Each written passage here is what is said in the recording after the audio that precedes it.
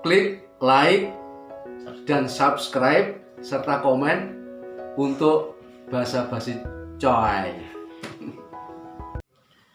Oke, Mas Ganip, ini kan pilkada insya Allah Desember ya, akhir tahun ini, kira-kira masih sekitar berapa bulan lagi?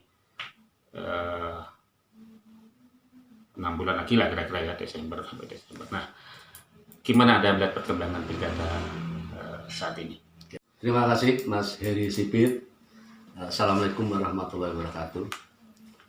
Terkait dengan pilkada tahun 2020 yang insya Allah akan diselenggarakan pada tanggal 9 Desember, saya kira tidak semenarik ketika pilkada dilaksanakan sebelum-sebelumnya yang secara langsung dilaksanakan pada tahun 2005, 2010, dan 2015.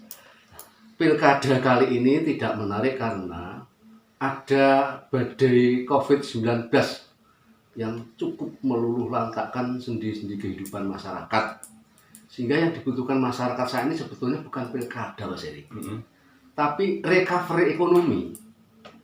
Akan tetapi karena pilkada ini suatu kebutuhan politik, karena kalau kepala daerah atau bupati sudah habis masa baktinya kan harus ada pilkada. Kalau tidak ada pilkada berarti ada kekosongan kekuasaan. Nah, oleh karena itu pilkada ini diselenggarakan dengan sangat prihatin. Namun demikian, melihat fenomena yang ada kemarin itu terlihat Partai Golongan Karya mengadakan sistem penjaringan tahap dari bawah sampai pengusulan sampai ke provinsi. Juga PKB, partai terbesar dan pemenang pemilu di Trenggalek, ini sudah melakukan tahapan penjaringan dan pengusulan, bahkan sudah sampai ke tingkat provinsi. Nah, kita sekarang ini sedang menunggu rekomendasi dari masing-masing partai dari DPP. Tetapi karena menurut saya pilkada kali ini tidak menarik karena memang siapapun penantangnya akan dihadapkan pada situasi COVID yang mempersempit ruang gerak seorang penantang untuk melakukan kampanye, untuk melakukan sosialisasi dengan waktu yang sangat pendek. Di sisi lain, pihak petahana itu sudah berkibar, sudah terkenal, bahkan program-programnya sudah banyak dikenal masyarakat. Justru quote and quote dalam situasi pandemik seperti ini, petahana yang notabene adalah ketua gugus tugas ini juga mendapatkan keuntungan ganda sebagai bakal calon bupati yang akan pilkada. Oke, tadi dikatakan oleh Mas Ganip kalau saat ini ada badai COVID-19 ya yang menghantam segi kehidupan di seluruh dunia termasuk di Trenggalek.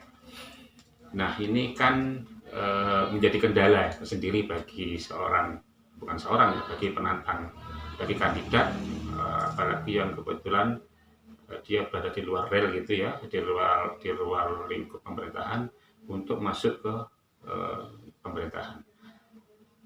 Menurut Anda bagaimana pandangan Anda terkait dengan konstelasi politik saat ini?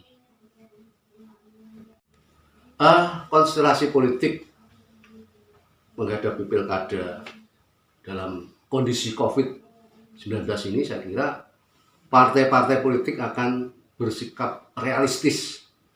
Karena apa? Siapapun yang akan menjadi bupati atau pimpinan daerah di periode 2021 sampai 2025 akan dihadapkan pada persoalan yang sangat berat. Berat karena kena COVID ini. Sehingga untuk melakukan recovery ekonomi, untuk menyajikan sebuah kesejahteraan kepada masyarakat, siapapun pemimpinnya akan berat sekali.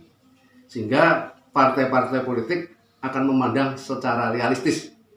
Kalau misalnya sebuah partai ingin membuat katakanlah macung AG1 atau satu paket AG1, AG2 atau mungkin cuma AG2 saja dan seterusnya, ini akan berhitung sangat jelimet sekali. Karena apa? Kalau dia menang melawan incumbent atau petahana, itu juga akan menghadapi persoalan yang sangat berat. Di satu sisi belum berpengalaman melakukan menghadapi situasi yang sulit seperti ini kalau menang. Kalau kalah juga akan ngisi-ngisi babak belur. Babak belur dalam arti segala sesuatunya kan. Karena petahana dalam hal ini saya katakan tadi sudah di atas angin. Petahana sudah punya modal yang sangat berat dan sangat besar untuk memenangi pilkada ini. Ibarat orang bertanding tinju, penantang itu dibondo, diikat maksudnya. Sementara petahana bebas melakukan uppercut, jab atau apapun bebas kepada lawan-lawannya. Iya, sehingga kemungkinan penantang menang itu sangat kecil sekali. Sehingga bisa jadi partai-partai politik nanti akan bergabung kepada petahana. Nah, konyolnya kalau semua partai bergabung ke sana, lalu musuhnya siapa? Oleh karena itu di wacana masyarakat mungkin akan muncul calon tunggal dan sebagainya. Itu Mas Heri Sipit. Mas Ganip tadi sebutkan diperkirakan ada satu kontestan ya, pasangan kontestan atau calon tunggal gitu kan tadi. Padahal di sini kan beredar ada tiga pasangan yang mungkin akan bertarung di pilkada 9 Desember 2020 ini. Misalkan top gitu ya, Totok dan Pojok dari PKB dan Golkar. Kemudian dari PDI sendiri sudah pasti mengusung nama Muhammad Nur Arifin atau biasa kita panggil Mas Ipin yang juga ketua DPC DPI Trenggalek. Kemudian muncul yang juga sangat dibutuhkan lagi adalah dari PKS Bapak Muhadi, yang mana PKS sendiri memiliki 6 kursi suara yang cukup signifikan untuk memberangkatkan sebuah calon bupati atau wakil bupati. Kira-kira menurut Anda bagaimana dengan munculnya tiga pasang calon ini? Begini, memang kalau normatif ya, usulan dari bawah itu dibawa ke pusat.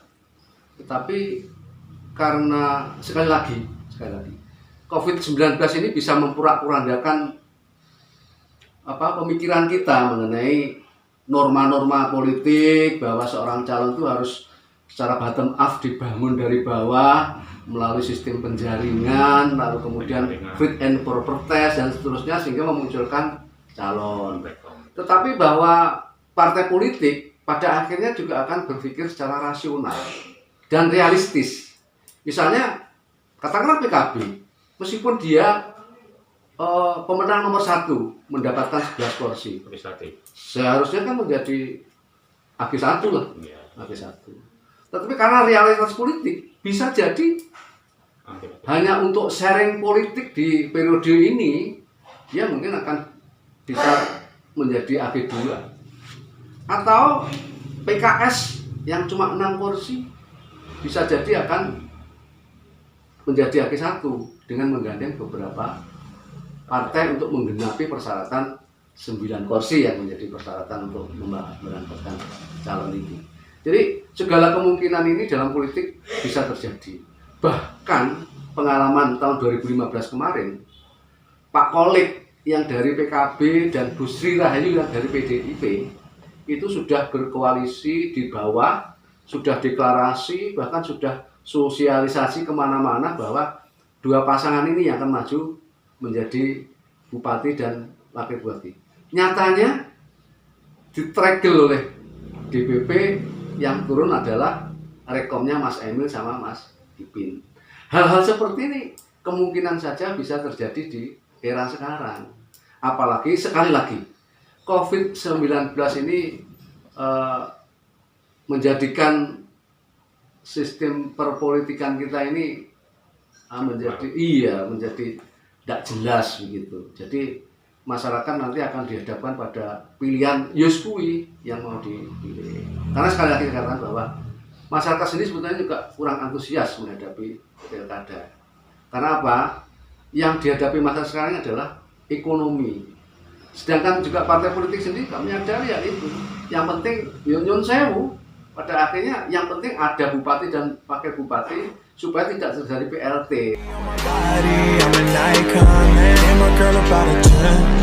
I should fuck her in the Benz.